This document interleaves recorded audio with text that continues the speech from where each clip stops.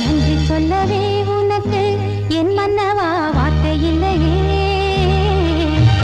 தெய்வம் என்பதே எனக்கு நீ அல்லவா வேறு இல்லையே.